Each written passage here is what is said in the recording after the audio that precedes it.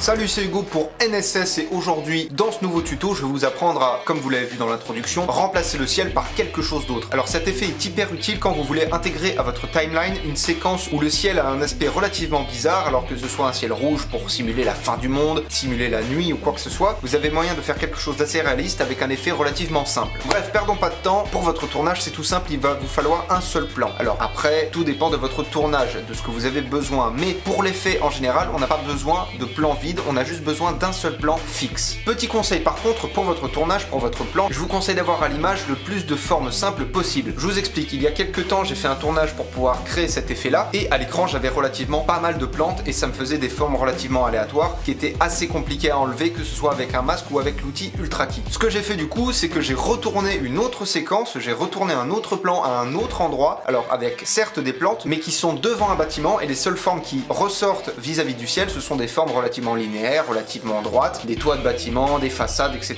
Des éléments relativement simples à enlever avec un masque ou encore une fois avec l'effet Ultra Key. Et comme je vous ai dit, pour votre tournage, vous allez avoir besoin uniquement de ça. Alors, si vous avez besoin de plusieurs plans, si vous tournez toute une séquence avec une histoire et à chaque plan vous devez avoir votre ciel qui est remplacé, évidemment vous tournez autant de plans que vous aurez besoin pour votre tournage. Mais pour faire l'effet, vous n'avez pas besoin de plans vides ou quoi que ce soit, comme la plupart des effets en général. Une fois que votre tournage est terminé, je vous propose de rentrer chez vous et de passer sur Premiere Pro. Première chose à faire, évidemment, vous importez les rushs dans votre timeline et vous n'hésitez pas à les recadrer si besoin. Ensuite, vous allez appliquer l'outil Ultra Key sur votre rush. Alors l'outil Ultra Key, qu'est-ce que c'est? C'est simplement un outil qui va vous permettre de retirer une couleur de votre plan. C'est l'outil utilisé principalement pour enlever la couleur verte quand on a un effet sur fond vert. Mais là, on va pas directement utiliser la pipette. On va d'abord utiliser la plume de l'effet Ultra Key pour créer un masque et ensuite retirer la couleur. Car la couleur qui sera retirée sera uniquement dans le masque et pas autour. S'il y a du bleu autre part dans le plan, on veut pas que ça parte, on veut que ça reste, donc c'est pour ça qu'on va faire un masque, histoire de dire au logiciel de montage, je veux que tu enlèves le bleu uniquement dans cette zone là. Alors au montage, j'ai fait un masque relativement précis, point par point, mais vous faites juste une grande zone où vous entourez là où vous voulez, et ça suffira amplement. Une fois que votre masque est fait, pour le coup, on revient sur ce que je disais à la base, on va prendre l'outil pipette et dire au logiciel de montage, voilà, tu vois cette couleur là, tu la supprimes. Je vous invite évidemment à modifier un petit peu votre masque et à modifier un petit peu l'effet de la pipette, histoire d'avoir un meilleur rendu, histoire que toute la couleur bleue soit partie, qu'il n'y ait pas de grains, qu'il n'y ait pas de résidus, ça fera un effet beaucoup plus propre, ce sera beaucoup plus professionnel. Une fois que vous avez supprimé votre ciel, vous allez pouvoir mettre en dessous de votre rush ce que vous voulez faire ressortir à la place de votre ciel. En gros, le masque que vous avez créé, l'endroit où vous avez supprimé la couleur, il va juste rester à cet endroit un fond noir et vous allez pouvoir incorporer ce que vous voulez dedans. Et voilà, vous avez remplacé votre ciel par un autre, c'est pas hyper compliqué à faire. Petite technique qui est assez intéressante pour donner un peu plus de réalisme, vous allez sélectionner vos deux éléments et choisir l'option imbriquer. Le fait d'imbriquer vos deux rushs, ça fait qu'ils ne font plus qu'un, ils ne font plus partie que d'une seule et même séquence, et si vous ajoutez un effet à votre séquence, ce sont vos deux rushs de base qui sont en un seul maintenant, qui seront affectés par cet effet. Et donc l'effet qu'on va ajouter maintenant, c'est un effet de fake, c'est un effet de faux mouvement de caméra. Alors cet effet là, évidemment, on va pas le faire nous-mêmes, je vais vous mettre un lien dans la description vers le site de Cinecom, qui propose des effets comme ça, des presets, des plugins pour Premiere Pro, qui sont gratuits. Vous avez juste à vous enregistrer et vous télécharger tout ce que vous voulez. Je vous mets le lien de leur site dans la première ligne de la description de la vidéo. Une fois que vous avez votre effet, vous faites simplement glisser-déposer et ça vous donne cet effet de tremblement relativement doux, ça donne un effet plus réaliste à vos rushs et ça donne vraiment l'impression que le ciel que vous avez remplacé, c'est le ciel que vous avez filmé de base, alors que pas du tout.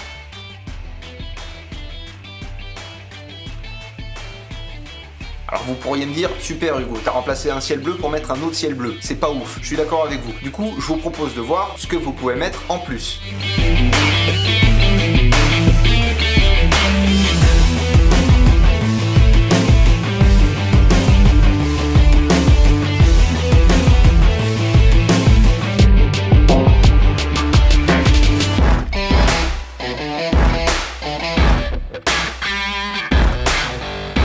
Si vous êtes attentif, vous avez vu que sur la dernière séquence de ce que je viens de vous montrer, vous avez vu que le ciel est bleu normal, mais il y avait la lune en fond. Une lune beaucoup trop grosse pour qu'elle soit réaliste, je suis d'accord, mais justement là c'est le deuxième effet que je vais vous expliquer pour cette vidéo. Pour faire cet effet là, c'est pas compliqué. Vous allez prendre votre rush que vous allez dupliquer. Vous allez en mettre un premier et un deuxième. Sur celui du dessus, vous allez refaire un masque, mais cette fois avec l'outil plume de l'effet opacité. Cette fois par contre, vous allez devoir faire un masque beaucoup plus précis, vous allez vraiment devoir suivre les lignes des bâtiments, ça va être hyper important. Une fois que vous avez fait votre masque, tout ce qui va être en dehors du masque va disparaître. Pas de panique, vous allez simplement dans options d'effet en dessous du masque et vous avez une petite case avec marqué inversé. Je vous invite à cliquer dessus évidemment. Et là, tout ce qui va être dans votre zone de masque va être supprimé et l'extérieur gardé. Donc là, actuellement, vous avez un rush simple en dessous et un rush avec un masque au-dessus. Là-dessus, on est d'accord. Le rush que vous avez mis en dessous va afficher le ciel que vous avez filmé de base sur le rush du dessus. Alors vous allez me dire pourquoi tu nous l'as fait supprimer. C'est simplement pour faire ceci. Vous allez prendre votre rush où vous avez fait votre masque, vous allez l'augmenter d'un cran, vous allez le mettre au-dessus d'une ligne et entre les deux rushs, vous allez mettre une photo PNG, c'est toujours mieux, d'une planète quelconque. Alors ça peut être la Lune, ça peut être Jupiter, ça peut être une planète qui n'existe pas, on s'en fout. Vous mettez ce que vous voulez entre ces deux rushs. Ce qui fait que votre planète va être bloquée entre le rush qui a un masque, c'est-à-dire que votre planète ne va pas apparaître devant les bâtiments du rush avec le masque, mais va bien apparaître devant le rush où vous avez laissé le ciel, ce qui fait que vous êtes bloqué entre le ciel et les bâtiments. De toute façon, vous allez le voir à l'image, vous allez comprendre concrètement ce que je veux dire. Et une fois que vous avez vos trois rushs, c'est-à-dire donc le rush normal, la planète et le rush avec le masque, vous allez imbriquer encore une fois ces trois rushs pour créer une seule et même séquence et vous allez rajouter à nouveau un effet de caméra fake pour faire comme sur le premier effet, un effet de caméra qui est pas forcément vrai, pas forcément faux, qui est relativement détendu, qui fait un peu vrai quand même. Et c'est tout, votre effet est terminé. Vous savez donc remplacer un ciel en créant un masque et vous savez incorporer des choses dans votre ciel pour qu'elles apparaissent dans le ciel et ne ressortent pas sur le décor à l'avant, en l'occurrence ici les bâtiments, et vous savez créer du mouvement pour faire quelque chose de plus vivant dans votre montage. Et c'est tout ce que vous avez à savoir pour cette vidéo. Je vous remercie de l'avoir regardé. On se retrouve bientôt pour un prochain tuto. Je sais pas encore ce que je vais vous apprendre dans la prochaine vidéo. Peut-être je vais vous apprendre à voler. D'ici là, grâce à tout ça, apprenez, utilisez et progressez dans vos montages. Et je vous dis à bientôt.